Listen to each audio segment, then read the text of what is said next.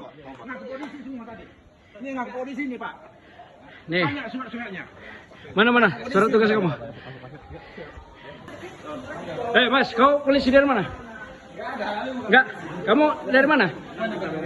Pak Bendik, tolong Pak. Dari tadi saya cakar ya Pak Bendik. Saya mau buat laporan nih, penganiayaan.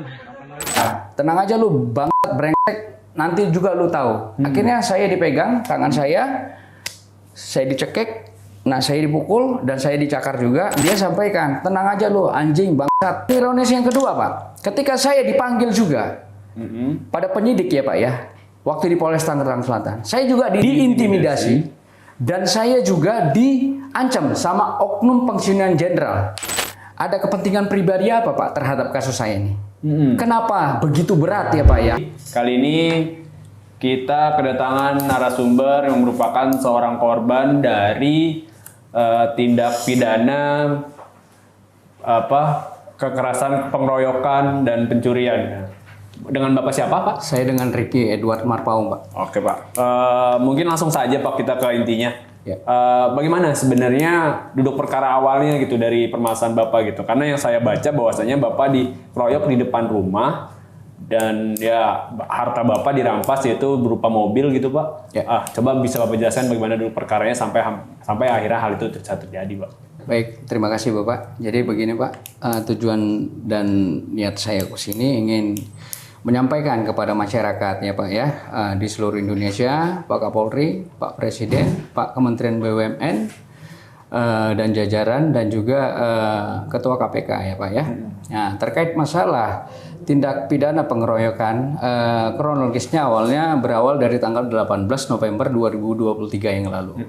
Jadi ini dilakukan diperintah oleh mantan istri saya yang bernama Mita Sari. Beliau adalah pekerja di Pertamina ya Pak ya, Gambir, tepatnya di bagian internal komunikasi. Jadi terkait masalah ini, sebelum peristiwa pada bulan Oktober 2023 yang lalu, jadi saya ada menguasai satu unit mobil ya Pak ya, ya Toyota Fortuner. Nah, di mana saya ada memiliki aset, pernah membayarkan cicilan BPKB selama 2 tahun ya. Nah, waktu bulan Oktober, tepatnya tanggal 7 bulan Oktober 2023 yang lalu, dia meminta mobil ini diberikan ya ke saudari Mita Sari. Nah, saya sampaikan, silakan kamu ambil, akan tetapi bayar kredit yang telah saya bayarkan selama ini ke Wom Finance selama 2 tahun. Nah, dia tidak terima, dia tutup telepon. Nah, kemudian 1 bulan kemudian dia bawa oknum polisi ya Pak ya. Jadi mereka total 9 orang. Mereka melakukan tindak pidana pengeroyokan di depan rumah saya ya. Tepatnya jam 2.30 Pak. Nah, modus operannya adalah ketika saya mau keluar rumah pada jam 2.30 siang. Oke, saya mau ke Bank Mandiri waktu itu menyetorkan uang tunai ada 80 juta ya, uang dari pekerjaan saya, dan BPKB juga ada di saya, kemudian barang-barang saya ada di dalam mobil. Jadi ketika saya keluar jam 2.30 di mana mereka sudah mengintai saya dari pagi. Oh, Bapak sudah diintai? Sudah. Jadi depan rumah saya itu ada lapangan tenis, mereka sudah mengintai situ beserta dengan oknum-oknum polisi ini. Nah, 9 orang Pak totalnya. 9 orang itu semua oknum polisi? Enggak, oknum polisi itu 3 orang Pak. 3 orang? Nah, 3 orang oknum polisi, kemudian 3 orang preman, ya, orang-orang Ambon gitu ya Pak ya, paras-paras Ambon, orang sewaan, kemudian adik iparnya, kemudian tante saya yang dipengaruhi Sulastri Setepuh oleh si Mita Sari. Ada tante Bapak juga di situ? Iya, yang dipengaruhi oleh beliau. Memang beliau ini selama ini kiblatnya ke sana. Kenapa? Udah banyak termakan budi ke sana. Karena dia basicnya kan dagang ya selama ini. Nah, dagangannya suka dibeli nih sama si Mita ini. Gitu ya. Jadi udah ada unsur termakan budi lah di sana. Nah, kemudian saudari Mita Sari. Jadi saudari Mita Sari ini memerintahkan oknum anggota ya. Jadi saudara Mita Sari ini membawa adik iparnya namanya Haris Budiman. Kemudian Sulastri Setepuh. Tante Bapak. Ya, kemudian dia membawa Rian Ardiansa, oknum anggota Samapta di Polda Metro Jaya. Iya. Ya, oknum anggota Samapta di Polda Metro Jaya. Ini orangnya ya Bapak. Iya. Nah, bernama Bribda Rian Ardiansyah. Kemudian Bribda Rian Ardiansyah ini membawa 5 orang temannya, ya Pak ya. Kemudian membawa 5 orang temannya, 2 diantaranya polisi. Said. Kemudian ini Angga. Nah, kemudian ini 3 orang teman Ambon yang dia bawa juga nih. Iya. Ya, Itu. Pak ya. Nah, ini yang melakukan pengeroyokan kepada saya. Jadi ketika jam 2.30 saya mau keluar dari rumah saya parkir mundur, kemudian saya turun dari mobil saya, mau menggembok pintu ya, pintu pagar rumah saya. Setelah saya mau menggembok itu, pada saat saya menggembok, mereka berpapasan sama saya, ya Pak ya, melihat saya ya. Mereka menggunakan mobil Honda Brio, Pak. Mobil Honda Brio. Kemudian dia sebagian menggunakan sepeda motor ya Pak ya. Nah kemudian dari situ mereka berpapasan. Ketika saya sudah selesai menggembok mobil saya mau masuk ke dalam mobil saya, langsung mereka secara bersama-sama itu nyerang saya. Oh langsung Secara berenam ya. Tanpa ada basa-basi. Bahkan saya sempat menunjuk mereka, kalian dari mana? Mereka mengatakan polisi. Saya sampaikan, polisi dari mana? Saya sampaikan. Nah mereka menyampaikan, tenang aja lu bangsat brengsek katanya. Oh ada umpatan disampaikan. Ya, tenang aja lu bangsat brengsek, nanti juga lu tahu. Akhirnya saya dipegang tangan saya dicekik, nah saya dipukul dan saya dicakar juga. Nah, ketika saya itu kejadian ketika saya megang setir. Saya kan buka pintu mobil saya megang setir gini. Nah, di situ mereka secara bersama-sama itu ngurumunin saya dengan modus operandi tadi ya, menyekik saya, memukul saya, menyakar saya. Nah, setelah itu saya masih berusaha, tapi apa daya Pak, saya sendiri yang lawan 6 orang. Nah, akhirnya saya berhasil digeser sama kelima orang ini. Kemudian saya didorong, ditarik sama yang namanya Bribda Rian Ardiansyah. Saya didorong, ditarik. Nah, kemudian dia masuk ke dalam mobil. Nah, kemudian setelah dia masuk, dia nutup pintu. Saya sempat menanyakan. Sebelum dia menutup pintu, saya sempat menanyakan, mau dibawa kemana mobil saya? Nah, dia sampaikan, tenang aja lu, anjing bangsat. Begitu ya Pak ya. Langsung dia bawa kabur tuh mobil. Nah, setelah dari situ saya teriak minta tolong kepada warga. Nah, di sana akhirnya warga mulai berdatangan. Ada yang bawa balok, ada yang bawa. Tapi di sana ironisnya tetangga saya itu udah pada sepuh gitu ya Pak ya, udah pada ini, jadi tidak bisa melakukan perlawanan apapun. Nah ketika saya ditarik, nah warga juga ada teriak lepas, mereka tidak mau. Nah bahkan mereka menyuarakan nggak usah ikut campur, kami polisi gitu ya Pak ya. Nah saya dipegangin segala macam dan CCTV-nya ada di Polres Tangerang Selatan, sudah, dan di saya juga ada Pak, di ponsel saya juga ada. Nanti bisa saya share ke netizen ya Pak ya. Ini ngaku polisi nih Pak. Nih. Banyak surat-suratnya. Mana surat tugas kamu? Aku ngaku polisi. Tutup sini aja Pak. Oh Ria.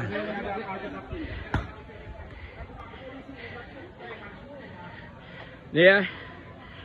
Bang Bedek. Masuk sini. Kita ada Pak polisi resmi. Ini. Mas, kau polisi dari mana? Enggak. Kamu dari mana? Pak Bendi, tolong Pak. Dari tadi saya cakar ya Pak Bendi. Saya mau buat laporan nih. Penganiayaan. Enggak. Penganiayaan. Pak, tanya ya Pak ya. Saya dari tadi dikerasin ya Pak ya. Ya. Kau sini.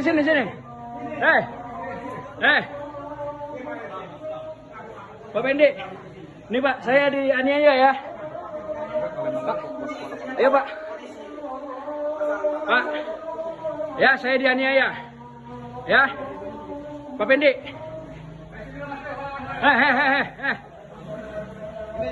Kamu siapa namanya? Kau siapa namanya? Enggak, kau siapa namanya? Nih. Nama kamu siapa? Saya garuk kamu semua ya. Nih, Pak RT. Pak Bendi. Nih ya, saya dianiaya Pak Bendi ya. Ayo Pak, Pak Pendi, antar saya Pak. Nah, kemudian setelah dari situ ada tetangga saya, ya, pangkatnya itu Ibtu ya Pak, Ibtu Effendi ya Pak ya. Kemudian warga menyampaikan, Pak, tolong diperiksa, ini ngaku-ngaku anggota. Nah, kemudian diperiksalah ini si anggota ini. Nah, tapi akibat peristiwa ini saya meminta ke Pak Effendi untuk diantar ke Polres, ya Pak ya. Untuk membuat Laporan, dan sorenya saya diantar oleh beliau dan satu tetangga rumah saya diantarkan ke Polres Tangerang Selatan. Ya. Sebagai saksi.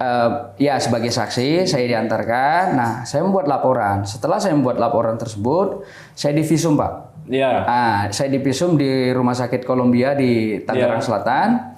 Setelah saya divisum, nah kemudian akibat luka yang saya derita, saya nggak mampu untuk pulang lagi. Akhirnya saya dirawat inap selama 3 hari Pak. 3 hari. Di rumah sakit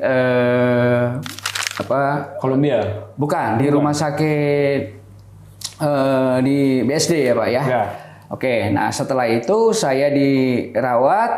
Nah, perkara berlanjut ya Pak ya. Perkara berlanjut. Nah, kemudian setelah itu saya terus diikutin Pak oleh pelaku ini. Masih ya, Pak. tetap? Masih tetap, sampai sekarang masih tetap ya Pak ya. Tetap sama pelaku yang sama? Oh bukan, beda. Berbagai-bagai macam ininya Pak, wujudnya ya Pak ya. Maksudnya orang-orangnya berbeda-beda ya. Ada Pak, ancaman ya. juga yang Bapak terima? Nah ada Pak, jadi begini Pak. Pada saat ini digelar perkara ya Pak ya, pada tanggal 29 Februari, kejadian tanggal 18 ya Pak ya. Pada tanggal 29, ini ditetapkan sebagai naik sidik ya Pak ya. Oh, Bapak udah buat laporan ini untuk yang... Ini laporan saya terhadap 170-nya pengeroyokan. Kemudian ini pencurian. Bukan, ini naik sidiknya ya Pak ya, naik sidiknya terhadap laporan saya ini. Nah kemudian terhadap pencuriannya juga saya sudah melaporkan ke Polres Tangerang Selatan ya Pak ya, pasal 362 ya Pak ya. Yang mana ini laporan saya ini terhadap pengeroyokannya ini diproses oleh tim Resmob Pak. Ya, diproses tim Resmob. Nah, surat SPDP-nya Pak sudah dikirimkan ke pihak kejaksaan. Sudah dilimpahkan. Dikirimkan surat pemberitahuan SPDP-nya ke pihak kejaksaan. Namun sampai dengan tanggal 12 Juni Pak, surat tersebut sampai dikembalikan lagi Pak oleh pihak kejaksaan. Iya. Kenapa? Karena pihak kejaksaan sudah meminta 2 kali mana ini berkas dan penetapan tersangkanya. Belum sampai sekarang. Tapi sampai detik ini saya berbicara tidak ada penetapan tersangka dan juga tidak ada penahanan di sini. Berarti sudah hampir 1 tahun ya? Ya, 2 bulan lagi pihak Polres Tangerang Selatan mengirimkan kue ulang tahun sama saya Pak. Cepat 1 tahun ya? Ya, pas ulang tahun Pak, 2 bulan lagi. Gitu ya Pak ya. Nah terhadap perkara ini ya Pak ya, terhadap perkara ini saya juga sudah melaporkan, menggugat secara perdata ya Pak ya. Pak Kapolri, Pak Kapolda, juga Pak Kapolres Tangerang Selatan melalui gugatan perdata ya Pak ya. Nah ini kemarin saya pada tanggal 12 September 2024 saya bersidang Pak di pengadilan Tangerang ya Pak ya. Terkait gugatan perdata itu? Iya, gugatan perdata karena saya meminta agar para pelakunya ini segera ditahan dan ditetapkan sebagai tersangka. Nah, kemudian saya meminta untuk gugatan immaterial juga ya, material dan material ya Pak ya, sebesar 1,5 miliar ya Pak ya. Karena barang-barang saya sampai sekarang juga tidak kunjung dapat. Nah, atas kejadian ini kami sudah melampaui proses mediasi Pak. Di Tangerang ya Pak ya. Nah, dijembatani oleh hakim mediator. Tapi dinyatakan mediasi gagal. Kami minta selaku korban warga negara ya Pak ya. Saya minta kepastian hukum Pak. Nah, karena hukum ya mengerucut kepada aturan ya Pak ya. Setelah diturunkan SPDP dikeluarkan ya Pak ya. Itu namanya kita ada tenor waktu ya Pak ya. 30 hari, 60 hari dan 90 hari. 90 hari ya Pak ya untuk kasus sedang, ringan dan berat ya Pak. Tapi ini sudah 210 hari Pak. Sangat berat berarti ini. Sangat berat dan abu-abu kan begitu ya Pak ya. Nah, saya butuh kepastian hukum Pak. Nah, pertanyaan saya Pak ya, ketika ini kami mintakan melalui jalur mediasi ya Pak ya, saya mau bertanya kepada Kepolisian Republik Indonesia Pak, Iya. terutama Pak Kapolres dan juga para penyidik. Ada kepentingan pribadi apa Pak terhadap kasus saya ini? Kenapa begitu berat ya Pak ya untuk menetapkan tersangka dan menahan para pelaku Pak? Bagaimana kalau seandainya kalian di posisi saya, apa yang akan terjadi? Ya. Kan begitu ya Pak? Iya, Pak. Dan ironis yang kedua Pak, ketika saya dipanggil juga pada penyidik ya Pak ya, waktu di Polres Tangerang Selatan, saya juga diintimidasi dan saya juga diancam sama oknum pensiunan jenderal. Jenderal. Ya, bintang 2. Purnawirawan, berinisial AD ya Pak ya. Beliau mengatakan dengan modusnya mau memintakan mediasi kepada saya dengan tidak sesuai dengan SOP ya Pak ya. Di mana-mana orang kalau meminta mediasi itu harus secara tertulis dulu ya Pak ya, dimintakan ya Pak ya melalui jalur penyidik. Tapi mereka langsung di situ memepet saya di sana ya Pak ya, beserta kuasa hukumnya berinisial T ya Pak ya. Nah, mereka mintakan untuk jalur mediasi dengan alibi katanya mereka itu adalah utusan daripada orang tua ya dan saudara Mitasari. Saya tidak mau, tapi mereka memaksa. Ada buktinya, saksinya ada penyidik Pak ketika itu ya. Nah, saya di sana ya Pak ya.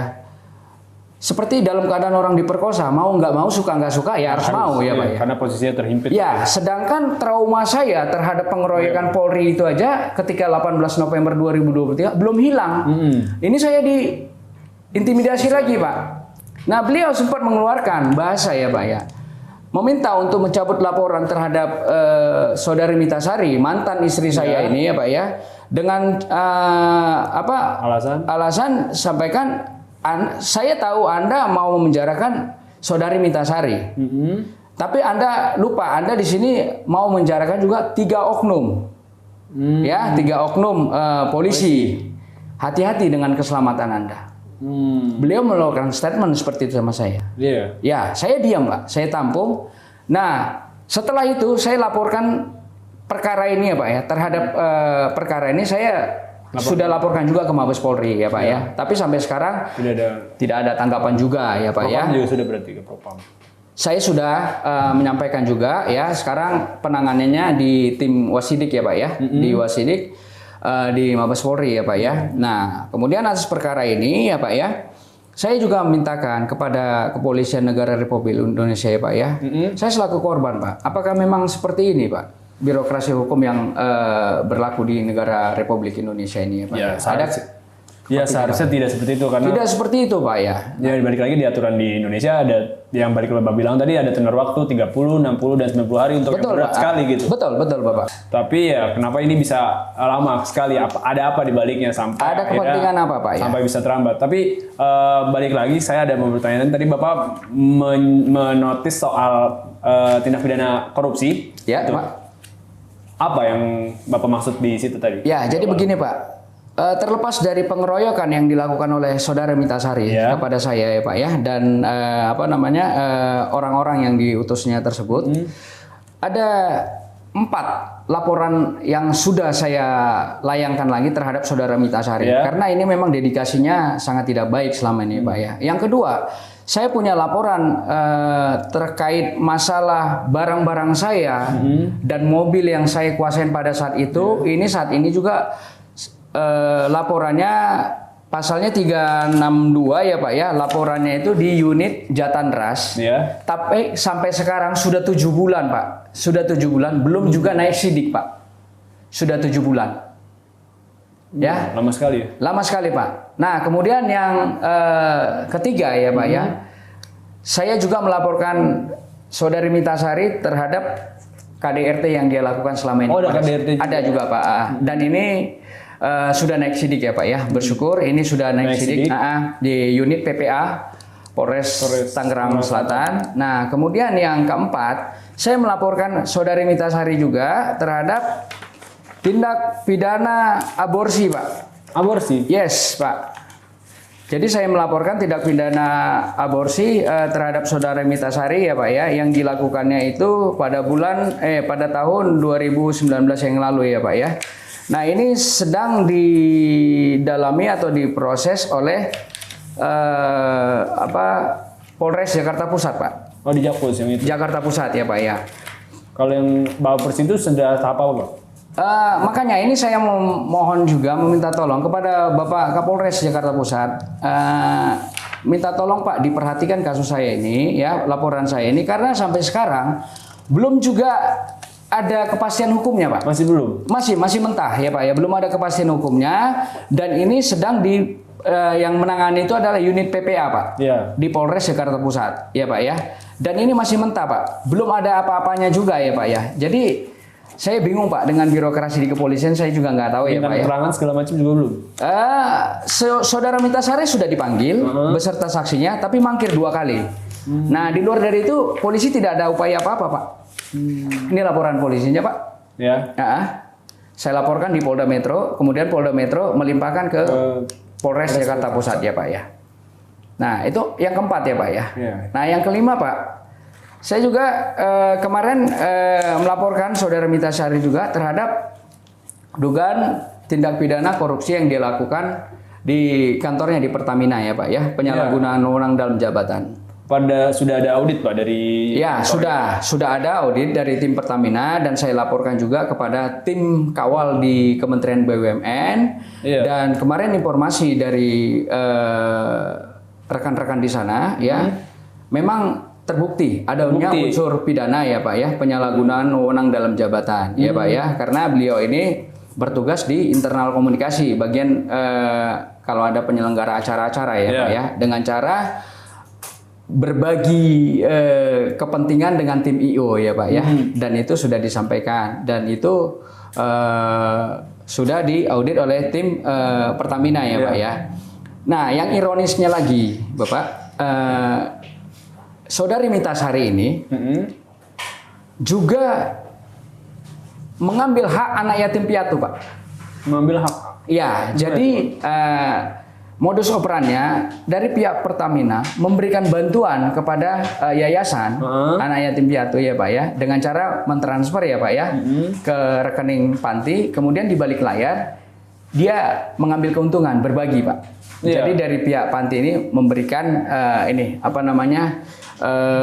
keuntungan lah, bahwasannya dia yang menjembatani ya Pak ya. Tapi itu udah ada audit dan buktinya juga Pak? Sudah semua, sudah buktinya sudah saya sampaikan di tim Pertamina. Nah, separah ini Pak perbuatannya. Apakah memang seperti ini yang dibenarkan dalam undang-undang atau peraturan di Pertamina atau Kementerian BUMN kan gitu ya Pak ya? Tapi sudah diproses sama KPK atau gimana Pak? Belum, makanya saya minta ke tim KPK juga ya Pak ya. Begini Pak, saya kenal ini Saudara Mitasari ini dari tahun 2015. Dia masuk di Pertamina itu tahun 2010 melalui jalur D3.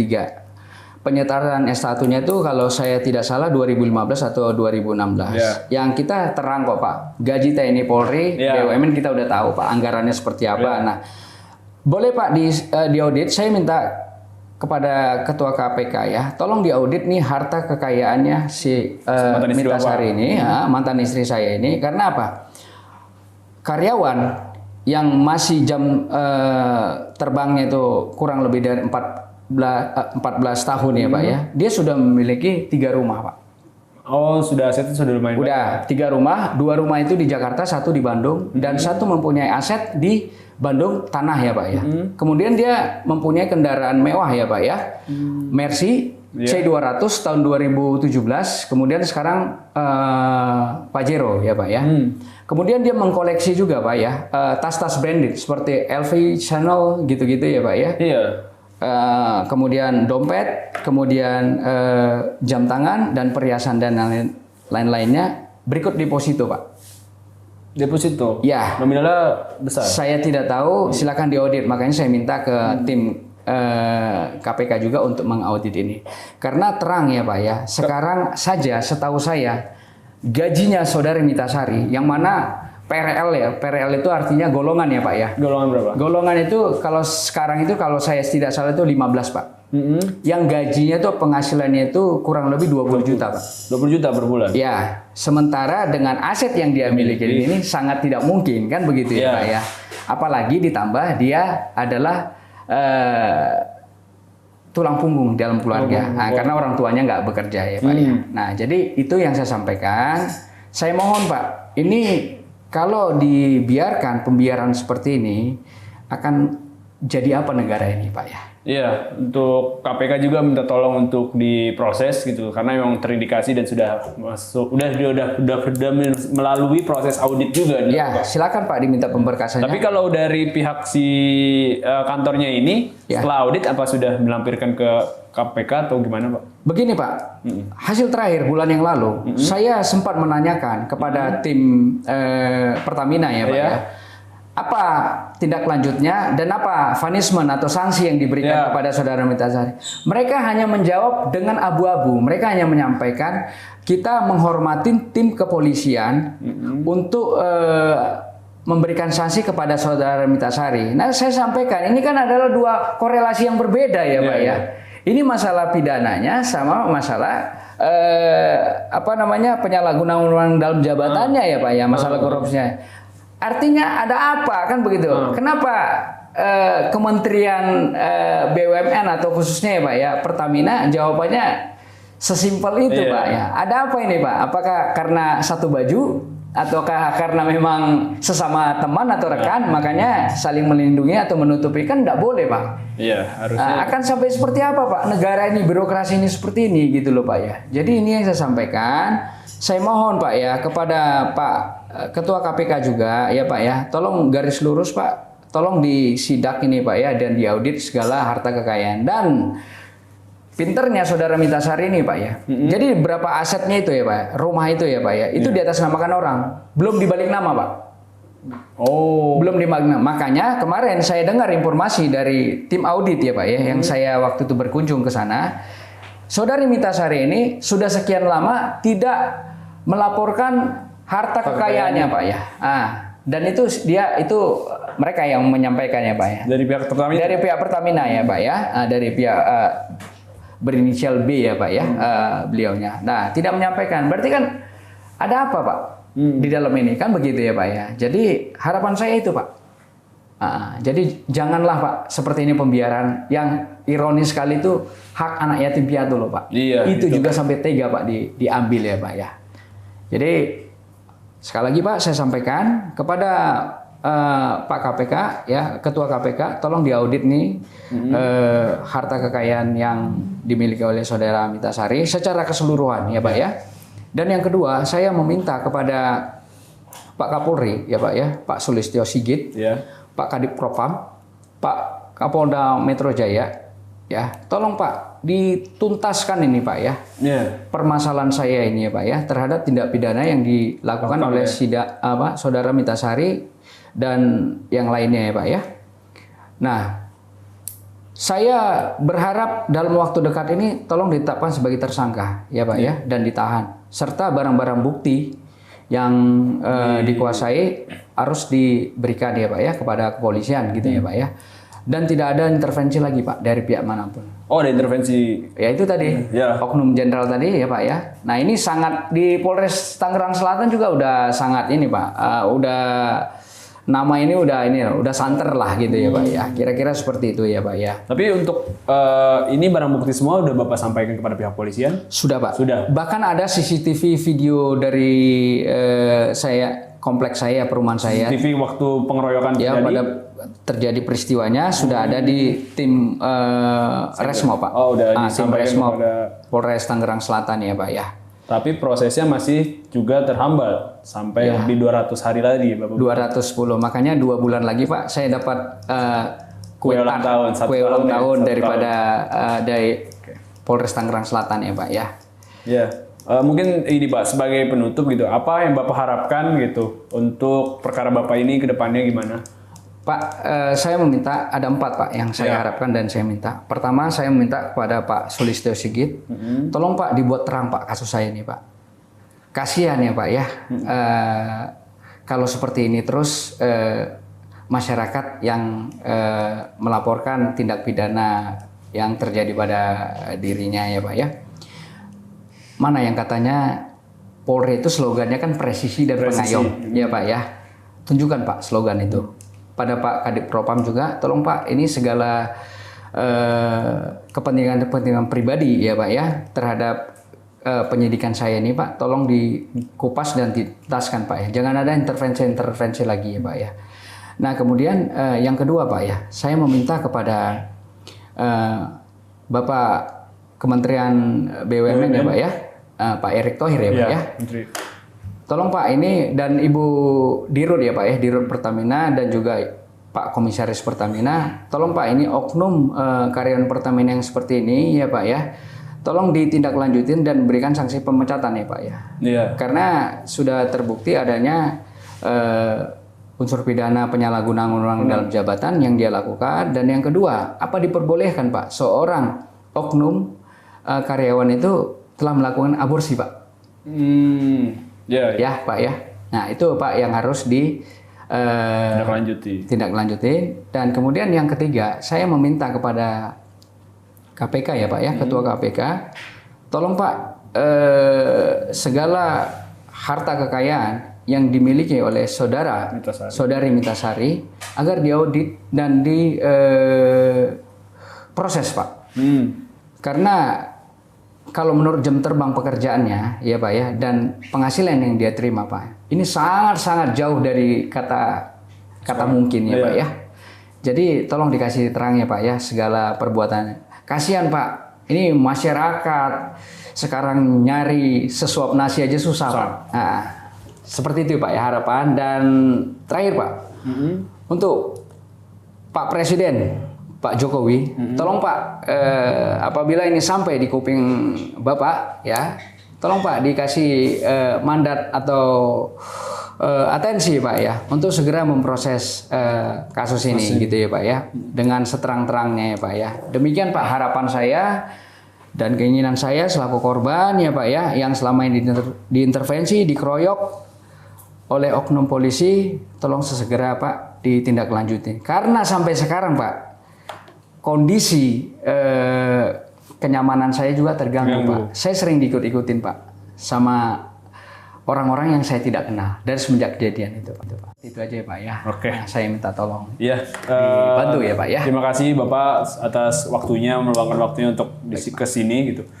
Dan sebagai penutup dari saya, semoga utamanya untuk stakeholder kepolisian, pemerintahan dan lain-lainnya, semoga kejadian-kejadian seperti Bapak ini tidak terulang lagi, agar semua ditindaklanjut sesuai dengan memang hukum yang berlaku tuh. Tidak ada intervensi dari oknum-oknum yang memiliki kekuatan atau power dan sebagainya sehingga proses hukum terhambat gitu Pak. Mungkin segitu aja Pak. Semoga perkara ini cepat selesai, Bapak segera mendapatkan hak Bapak. Baik Pak. Semoga Bapak juga bisa segera pulih kembali kesehatannya dan mentalnya segala macam. Iya Pak. Baik, terima kasih ya Pak ya. Oke, sekian dari saya, Iqbal Rosid. Salam cerdas hukum.